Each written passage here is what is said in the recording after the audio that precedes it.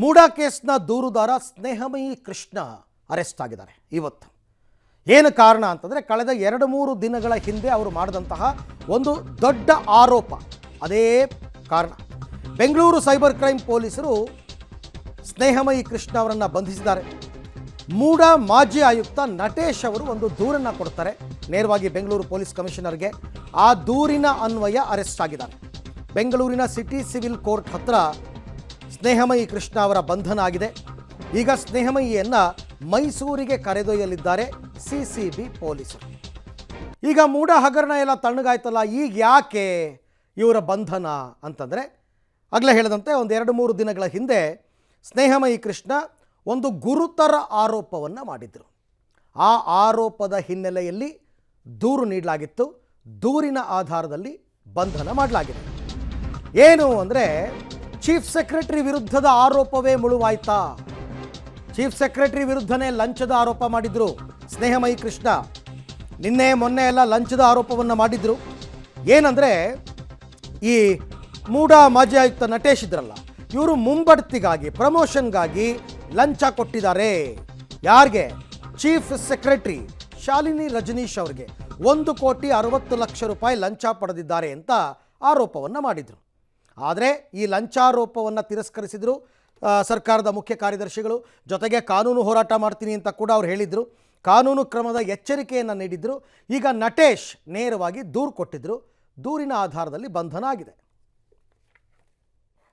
Documents ಎಲ್ಲ ತಗೊಂಡು ಇವರು ಸ್ನೇಹಮಯಿ ಕೃಷ್ಣ ಅವರು ತಮ್ಮ ಫೇಸ್ಬುಕ್ಕಲ್ಲಿ ಫೋಟೋಸು ಮತ್ತು ಆಡಿಯೋ ಕ್ಲಿಪ್ಪು ಕ್ರಿಯೇಟ್ ಮಾಡಿಬಿಟ್ಟು ಪೋಸ್ಟ್ ಮಾಡಿಬಿಟ್ಟು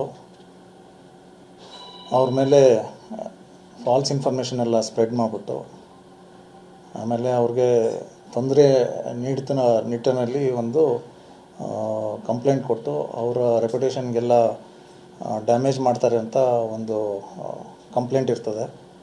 ಈ ಬಗ್ಗೆ ನಮ್ಮಲ್ಲಿ ದಿನಾಂಕ 18/2/2026 ದಂದು ನಾವು ಕೇಸ್ ರಿಜಿಸ್ಟರ್ ಮಾಡಿಕೊಂಡು ತನಿಖೆ ನೋಡಿ. ಈ ಪ್ರಕರಣದಲ್ಲಿ ಸ್ನೇಹಮಯಿ ಕೃಷ್ಣ ಅವರ ಬಂಧನ ಮಾತ್ರ ಆಗಿಲ್ಲ. ಸ್ನೇಹಮಯಿ ಕೃಷ್ಣ ಅವರ ಮನೆ, ಅವರ ಕಚೇರಿ ಮೇಲೆ ಕೂಡ ಸಿಸಿಬಿ ದಾಳಿಯಾಗಿದೆ. ಸಿಸಿಬಿ ಅವರು ರೇಡ್ ಮಾಡಿದ್ದಾರೆ. 10ಕ್ಕೂ ಹೆಚ್ಚು ಸಿಸಿಬಿ ಪೊಲೀಸರು ಎಲ್ಲ ಕಡೆ ಸರ್ಚ್ ಮಾಡಿದ್ದಾರೆ. ಅಂದರೆ ಈ ನಕಲಿ ಆಡಿಯೋ ಸೃಷ್ಟಿಸಿದ್ದಾರೆ ಅಂತ ನಟೇಶ್ ಅವರು ಆರೋಪ ಮಾಡಿದ್ರು. ಈಗ ತಾನೇ ತಾವು ಕೇಳ್ತಾ ಇದ್ರಿ, ನಟೇಶ್ ಮಾತನಾಡಿದ್ದಾರೆ ಎನ್ನಲಾದ ಆಡಿಯೋಗೋಸ್ಕರ ಈಗ ಹುಡುಕಾಟ ನಡೀತಾ ಇದೆ. ಸ್ನೇಹಮಯಿ ಕಂಪ್ಯೂಟರ್ನಲ್ಲಿ 100 ಆಡಿಯೋಗಳು ಸೇವ್ ಆಗಿದೆ. 4 ದಿನದ ಹಿಂದೆ 6 ಸೆಕೆಂಡ್ ಆಡಿಯೋವೊಂದನ್ನು ಅವರು ರಿಲೀಸ್ ಮಾಡಿದರು. ಅಂದರೆ ಸ್ನೇಹಮಯಿ ಕೃಷ್ಣ ಅವರು ಇದು ನಟೇಶ್ ಅವರ ಆಡಿಯೋ ಅಂತ ಹೇಳಿ ರಿಲೀಸ್ ಮಾಡಿದರು. ಸಂಪೂರ್ಣ ಆಡಿಯೋ ಕೋರ್ಟ್ಗೆ ಸಲ್ಲಿಸ್ತೀನಿ ಅಂತ ಕೂಡ ಹೇಳಿದರು. ಸೊ ಸಂಪೂರ್ಣ ಆಡಿಯೋಗಾಗಿ ಕಂಪ್ಯೂಟರ್ನಲ್ಲಿ ಈಗ ಸರ್ಚ್ ನಡೀತಾ ಇದೆ. ಅದಕ್ಕೋಸ್ಕರನೇ ಸ್ನೇಹಮಯಿ ಕೃಷ್ಣ ಅವರ ಮನೆ, ಕಚೇರಿ ಎಲ್ಲದರ ಮೇಲೆ ಸಿಸಿಬಿ ಅವರು ರೇಡ್ ಮಾಡಿದ್ದಾರೆ. ಇನ್ನೂ ಏನೇನು ಇಟ್ಕೊಂಡಿದ್ದಾರೋ, ಯಾರ್ಯಾರ ಮೇಲೆ ಆರೋಪ ಹೊರಿಸೋದಕ್ಕೆ ಇಟ್ಕೊಂಡಿದ್ದಾರೋ, ಅದು ನಿಜನಾ ಸುಳ್ಳ ಎಲ್ಲ ನೋಡಬೇಕಲ್ಲ. ಈ ಪ್ರಕರಣದಲ್ಲಿ ದೂರುದಾರ ಯಾರು? ನಟೇಶ್ ಅವರೇ ದೂರುದಾರರು. ನಟೇಶ್ ಮೇಲೇ ಆರೋಪ ಮಾಡಿದ್ದು ಸ್ನೇಹಮಯಿ ಕೃಷ್ಣ. ಮುಂಬಡ್ತಿಗೋಸ್ಕರ 1,60,00,000 ಲಂಚ ಕೊಟ್ಟಿದ್ದಾರೆ. CS ಚೀಫ್ ಸೆಕ್ರೆಟರಿ ಅವರು ಲಂಚ ಸ್ವೀಕಾರ ಮಾಡಿದ್ದಾರೆ ಅಂತ. ಹಾಗಾಗಿ ಈಗ ಸದ್ಯಕ್ಕೆ ಅವ್ರನ್ನ ಅರೆಸ್ಟ್ ಮಾಡಿದ್ದಾರೆ. ಅವರ ಮನೆ, ಕಚೇರಿ ಮೇಲೆ ಸಿಸಿಬಿ ಅವರು ರೇಡ್ ಮಾಡಿದ್ದಾರೆ. ಅವರ ಕಂಪ್ಯೂಟರ್ನ ವಶಪಡಿಸ್ಕೊಂಡಿದ್ದಾರೆ. ಅದರಲ್ಲಿ ಆಡಿಯೋ ಕ್ಲಿಪ್ಪಿಂಗ್ಸ್ ಬೇಕಾದಷ್ಟಿದೆಯಂತೆ. ಎಲ್ಲವನ್ನು ಈಗ ಅವರು ಸರ್ಚ್ ಮಾಡ್ತಾ ಇದ್ದಾರೆ. ಅದು ನಿಜವಾದ ಆಡಿಯೋನಾ ಅಥವಾ ಮಾರ್ಫ್ ಮಾಡಿರೋ ಆಡಿಯೋನಾ ಎಲ್ಲ ಗೊತ್ತಾಗಬೇಕಲ್ಲ.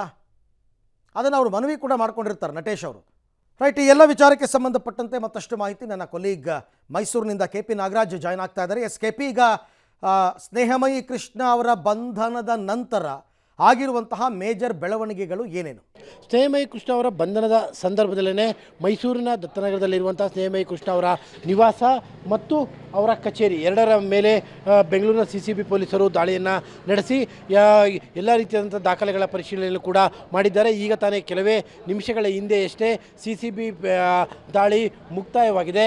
ಇಲ್ಲಿ ಪ್ರಮುಖವಾದಂತಹ ಲ್ಯಾಪ್ಟಾಪ್ಗಳು, ಕಂಪ್ಯೂಟರ್ಗಳು, ಜೊತೆಗೆ ಹಾರ್ಡ್ ಡಿಸ್ಕ್ಗಳು, ಜೊತೆಗೆ ಪೆನ್ ಡ್ರೈವ್ಗಳು ಎಲ್ಲವನ್ನು ಕೂಡ ಸಿಸಿಬಿ ಪೊಲೀಸರು ಸೀಸ್ ಮಾಡಿಕೊಂಡು ತೆಗೆದುಕೊಂಡು ಹೋಗಿರುವಂಥದ್ದು. ಅರವಿಂದ್, ಬೆಂಗಳೂರಿನಲ್ಲಿ ಸ್ನೇಹಮಯಿ ಕೃಷ್ಣ ಅವರ ಬಂಧನ ಆಗುವ ವೇಳೆಯೇ ಗಿಂತ ಕೆಲವೇ ಕ್ಷಣಗಳ ಮುಂಚೆಯಷ್ಟೇ ಈ ಒಂದು ದಾಳಿ ಮೈಸೂರಿನ ದತ್ತನಗರದಲ್ಲಿರುವಂಥ ಸ್ನೇಹಮಯಿ ಕೃಷ್ಣ ಅವರ ಮನೆಯ ಮೇಲೂ ಕೂಡ ಆಗಿತ್ತು. CCBಯ 10ಕ್ಕೂ ಹೆಚ್ಚು ಪೊಲೀಸರು ಈ ಒಂದು ದಾಳಿಯನ್ನು ನಡೆಸಿದರು. ಅವರ ಮನೆಯಲ್ಲಿ ಕೆಲವೊಂದಿಷ್ಟು ದಾಖಲೆಗಳು, ಜೊತೆಗೆ ಇದು ಅವರ ಆಫೀಸ್, ಸ್ನೇಹಮಯಿ ಕೃಷ್ಣ ಅವರು ಬಳಸ್ತಾ ಇದ್ದಂತಹ ಆಫೀಸ್. ಈ ಆಫೀಸಲ್ಲಿರುವ ಇದ್ದಂತಹ ಕಂಪ್ಯೂಟರ್ ಮತ್ತು ಲ್ಯಾಪ್ಟಾಪ್, ಜೊತೆಗೆ ಕೆಲವೊಂದಿಷ್ಟು ಪೆನ್ ಡ್ರೈವ್ಗಳು ಎಲ್ಲವನ್ನು ಕೂಡ ಪೊಲೀಸರು ಈಗ ಸೀಸ್ ಮಾಡಿಕೊಂಡು ತೆಗೆದುಕೊಂಡು ಹೋಗಿದ್ದಾರೆ. ಯಾಕೆಂದರೆ ಪ್ರಮುಖವಾಗಿ ಇರುವಂತಹದ್ದು ರಾಜ್ಯದ ಮುಖ್ಯ ಕಾರ್ಯದರ್ಶಿಯ ಮೇಲೆ ಲಂಚದ ಆರೋಪಕ್ಕೆ ಸಂಬಂಧಪಟ್ಟಂತೆ ಒಂದು ಪ್ರಮುಖವಾದಂತಹ ಆಡಿಯೋ ಅನ್ನುವಂಥ ರೀತಿಯಲ್ಲಿ ಒಂದು ಆಡಿಯೋನ 6 ಸೆಕೆಂಡ್ಗಳ ಒಂದು ಆಡಿಯೋವನ್ನು ಕೂಡ ಸ್ನೇಹಮಯಿ ಕೃಷ್ಣ ಅವರು ರಿಲೀಸ್ ಮಾಡಿದರು.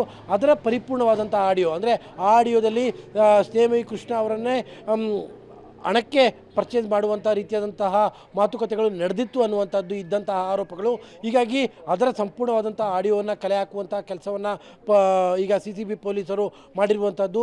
ಅದಕ್ಕೆ ಸಂಬಂಧಪಟ್ಟಂತೆ ಲ್ಯಾಪ್ಟಾಪ್ನಲ್ಲಿ, ಜೊತೆಗೆ ಅವರ ಕಂಪ್ಯೂಟರಲ್ಲಿ ಸೇವ್ ಆಗಿದ್ದಂತಹ ಆಡಿಯೋಗಳೆಲ್ಲವೂ ಕೂಡ ಕೇಳಿಸ್ಕೊಂಡು ತಮಗೆ ಬೇಕಾಗಿರುವಂತಹ ಆಡಿಯೋಗಳನ್ನು ಈಗ ಸೀಸ್ ಮಾಡಿಕೊಂಡು ತೆಗೆದುಕೊಂಡು ಹೋಗಿದ್ದಾರೆ. Arvind. Right, thank you KP, ತಮ್ಮ ಎಲ್ಲ ಮಾಹಿತಿಗಾಗಿ ಧನ್ಯವಾದ. ಈಗಷ್ಟೇ ಎಲ್ಲ ರೇಡ್ ಮುಕ್ತಾಯ ಆಗಿದೆ ಅನ್ನೋ ಮಾಹಿತಿ ಲಭ್ಯವಾಗ್ತಾ ಇದೆ.